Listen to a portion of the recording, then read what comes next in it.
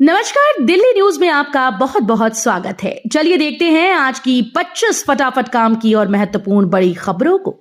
पर इससे पहले वीडियो को लाइक करना बिल्कुल न भूलें। दिल्ली सरकार का बड़ा फैसला, पेंशन भुगतान में आई रुकावट दूर। दिल्ली के लाखों वरिष्ठ नागरिकों के लिए राहत की खबर है। तकनीकी और प्रशासनिक कारणों से रुकी वृद्धावस्था पेंशन अब जल्द जारी की जाएगी। मुख्यमंत्री रेखा गुप्ता के मार्गदर्शन और समाज कल्याण मंत्री रविंद्र इंद्राज सिंह के प्रयासों से वित्त विभाग से मंजूरी मिल गई है। समाज कल्याण विभाग के मुताबिक इसी सप्ताह सभी पात्र लाभार्थियों के खातों में पूरी बकाया पेंशन जमा कर दी जाएगी।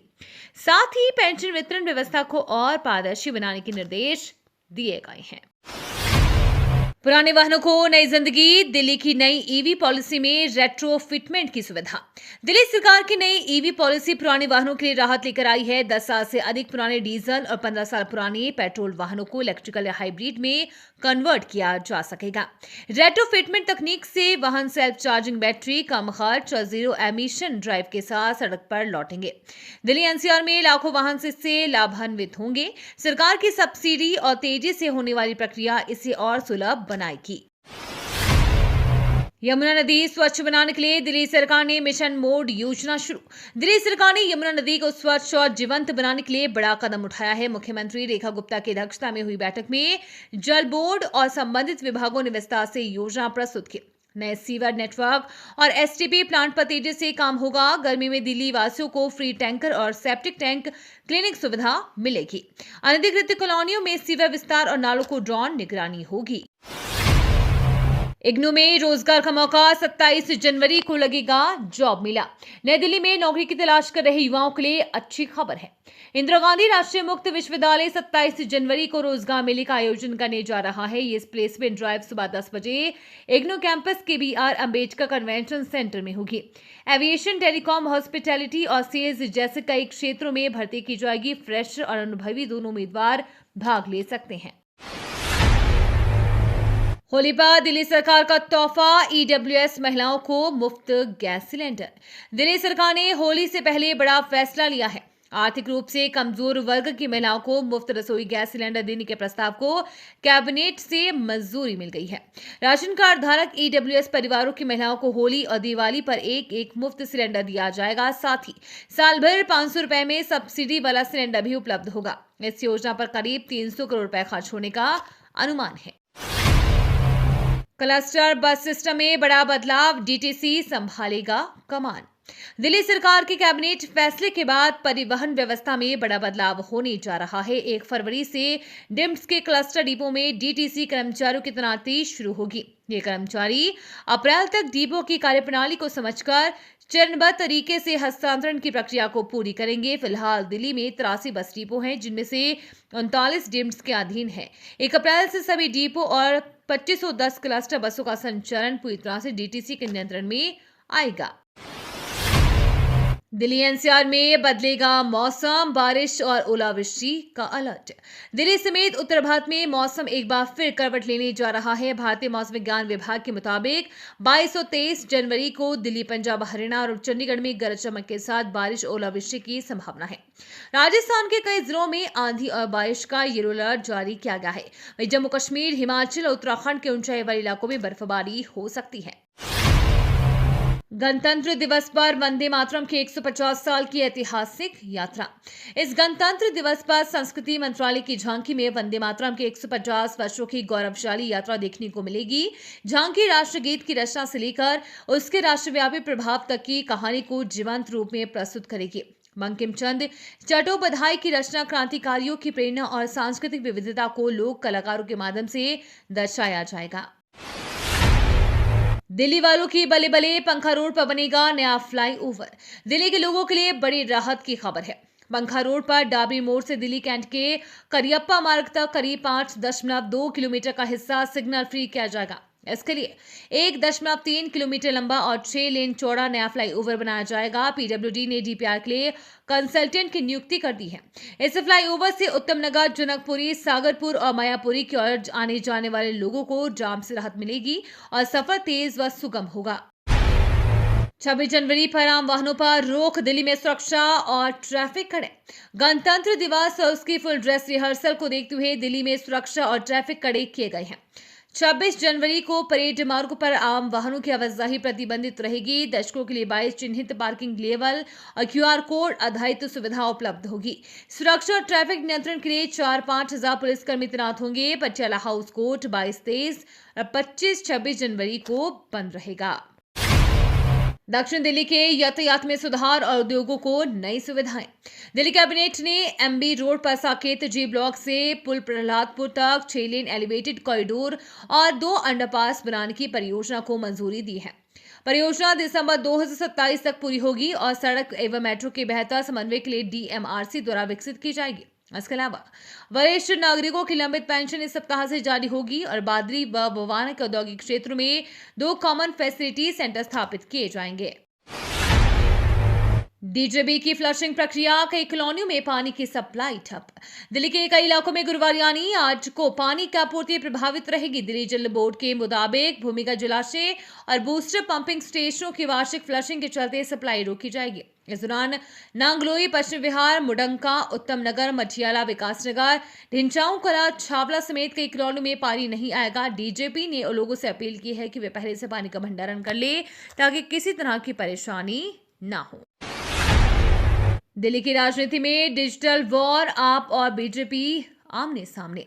दिल्ली की राजनीति में सोशल मीडिया पर सियासी घमासान तेज हो गया है। आम आदमी पार्टी के प्रदेश अध्यक्ष सौरभ भारद्वाज ने BJP के नए राष्ट्रीय अध्यक्ष नितिन नवीन पर कटाक्ष किया, जबकि दिल्ली BJP नेताओं ने पलटवार का उन्हें आड़े हाथों लिया। बयानबाजी व्यक्तिगत आरोपों तक पहुंच गई और शीश महल विवाद और भ्रष्टाचार के पुराने मामलों को भी सामने लाया गया।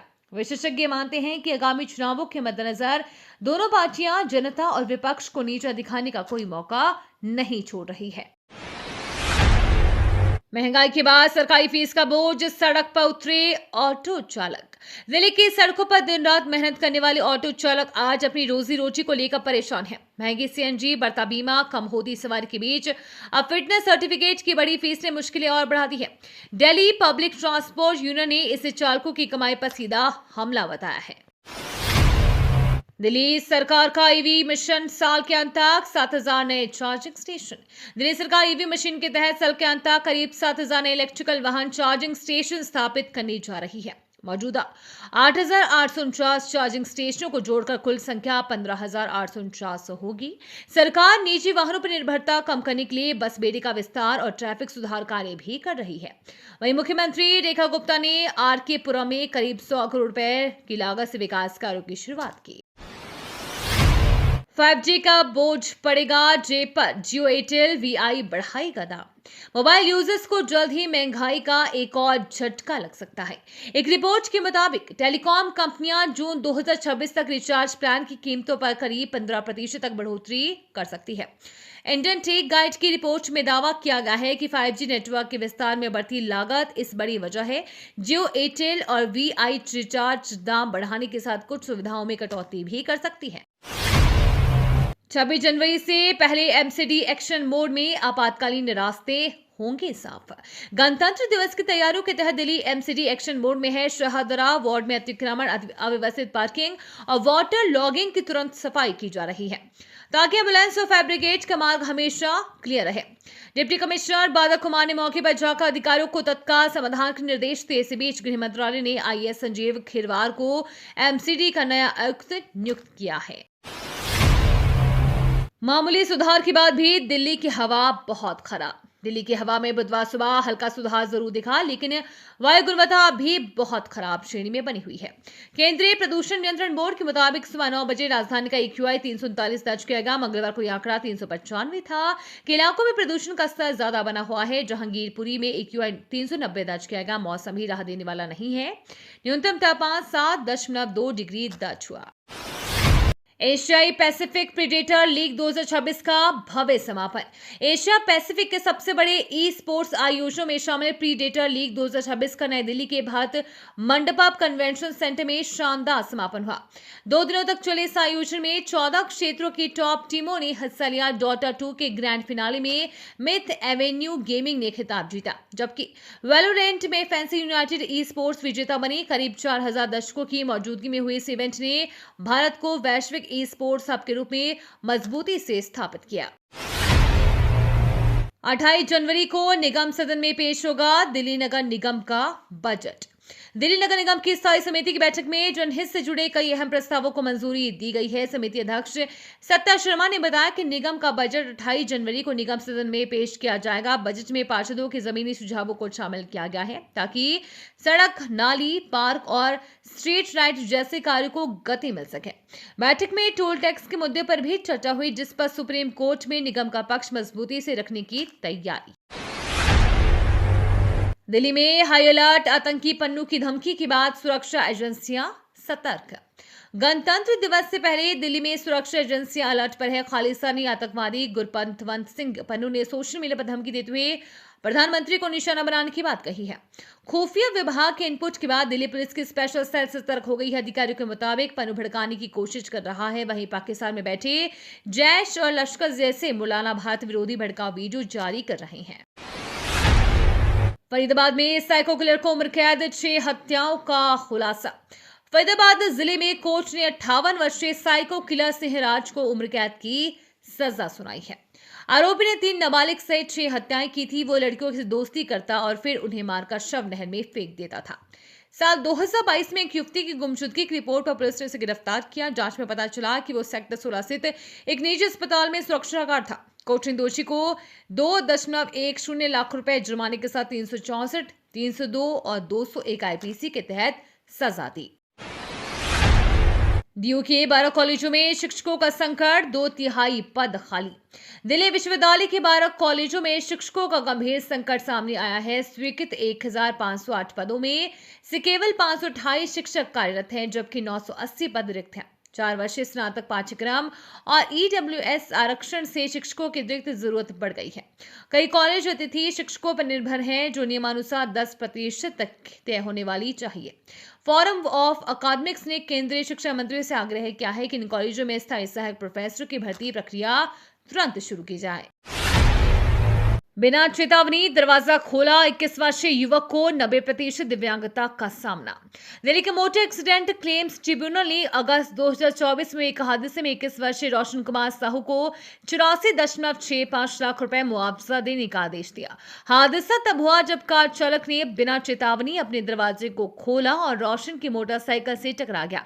इसके चलते रोशन 90% दिव्यांग हो गए। ट्रिब्यूनल ने कहा कि यह सीधे चालक की लापरवाही का नतीजा है और बीमा कंपनी को पूरी राशि तत्काल जमा करने का निर्देश दिया गया।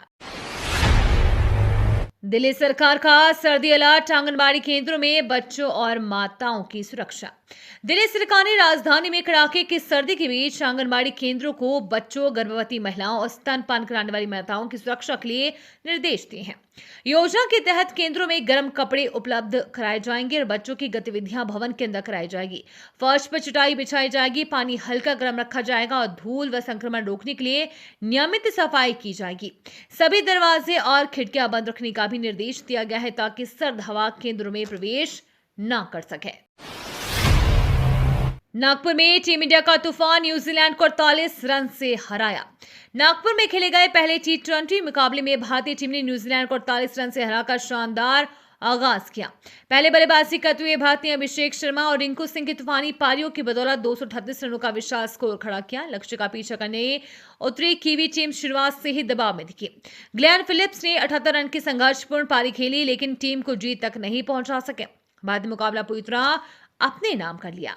तो ये थी आज की बड़ी खबरें। रोजाना ऐसे ही सबसे पहले अपडेट पाने के लिए चैनल को सब्सक्राइब करना बिल्कुल न भूलें। धन्यवाद।